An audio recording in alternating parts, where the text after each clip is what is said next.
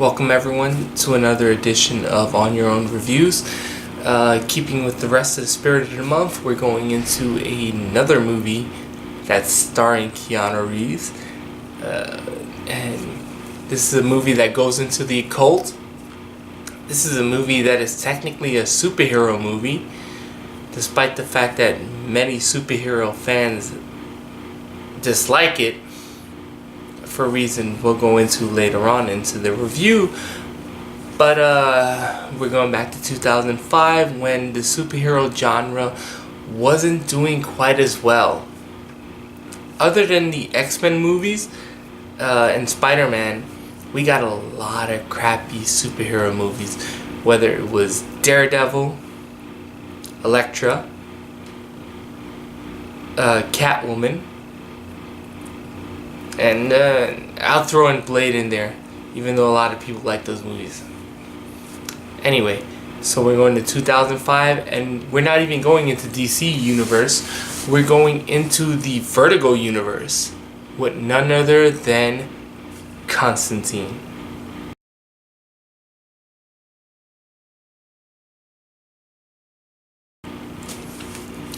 Constantine is a story about the main character, John Constantine, being played by none other than Keanu Reeves, as a chain-smoking occultist who is a person trying to buy his way into heaven. What he does is he exorcises demons, sends them to hell, and he's using that as a way to buy himself into heaven. Most of the characters in this movie don't believe it will work. He does, and he acts the part. He is a jerk. Along the way, we find out that the Spear of Destiny has been found. Spear of Destiny is the spear that was supposedly to have pierced Christ in the ribcage, and that is what is to have caused him to die, and not the crucifixion. And it's all of a sudden found in Mexico after the Nazis hid it after World War II. Then we have the Angela Dawson's character, who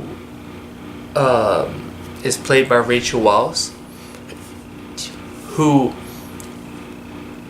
her twin sister happens to have committed suicide.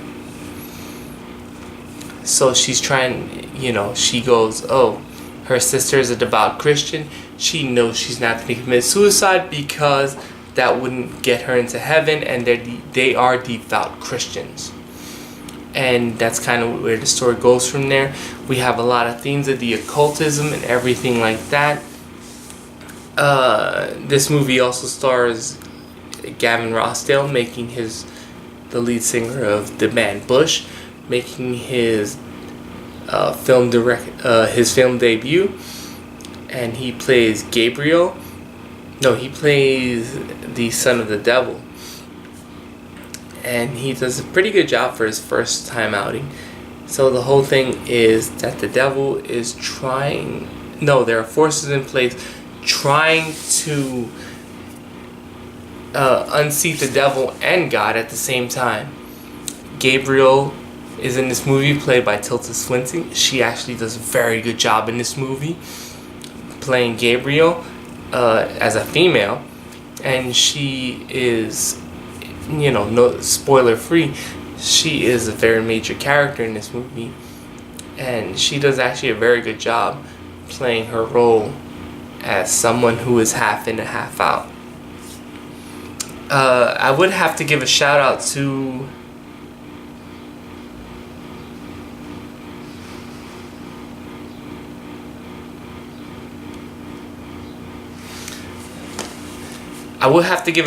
Peter Stormare, who plays the devil in this movie. He is fucking excellent. He only shows up in the third act, but he is amazing. He chews up the scenery excellently. He does his role right. He plays the type of sadistic devil that most people get wrong. He is the best devil since Al Pacino in The Devil's Advocate, and we'll get there eventually. He is awesome. His acting is amazing. He does it really well. His mannerism is of someone who's absolutely about to eat up not only the scenery but the characters. So Peter, you get a big thumbs up for that. The rest of the movie, Keanu Reeves plays this the way he does most movies, with the stoic face, the stoic acting. He's able to deliver these one-liners that are very good. I can't talk about this movie without talking about the controversy in playing Keanu Reeves as the main character. This is an adaptation of the DC/Vertigo comic called Hellblazer. Hellblazer was about an Englishman, blonde Englishman, who's a chain smoker who can see devils, demons, angels, whatnot. And he would banish them from the realm of Earth for favors. That's fine. In that description, you can obviously see what Keanu Reeves is not. He's not an Englishman, he's not blonde, and he doesn't wear a brown trench coat. That's perfectly fine.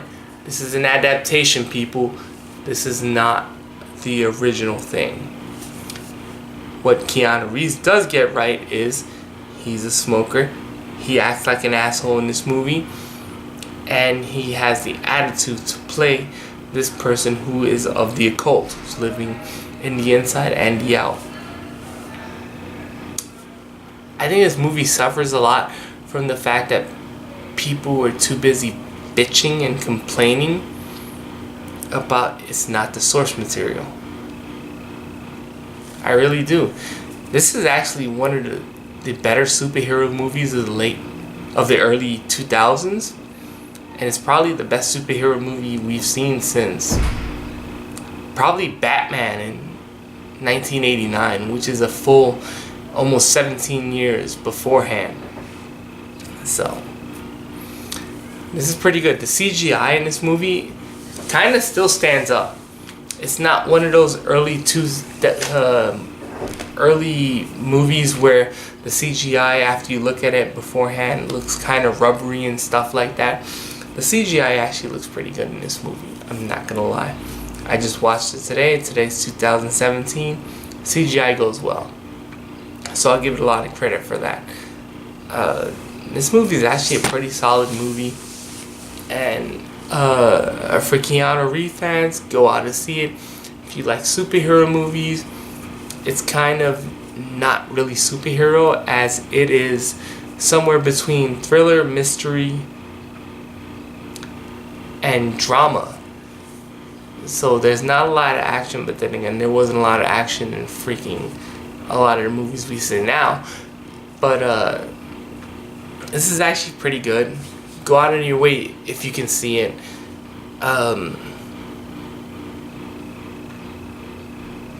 This is pretty good.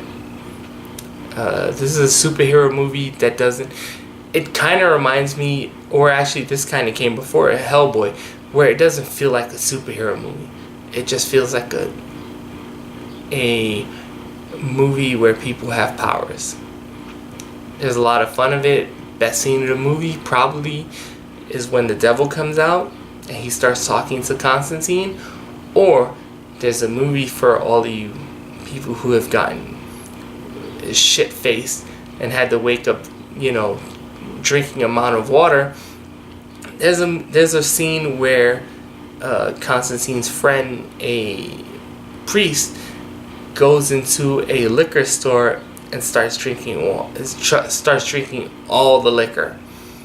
I won't say how the scene ends or how it plays out, but if you've ever woken up after you've had one too many drinks and ran for the water and felt like it wasn't enough, that scene's for you. I've actually changed my mind on this verdict for this movie. I would probably have said it at a 7.5. I'd probably give it an 8. This movie's a lot of fun. It's a different type of superhero movie, and it's kind of one that you don't have to be a superhero fan to enjoy. So that's all I have to say for today. Hopefully next time I'll have some people to join me for the review. Until then,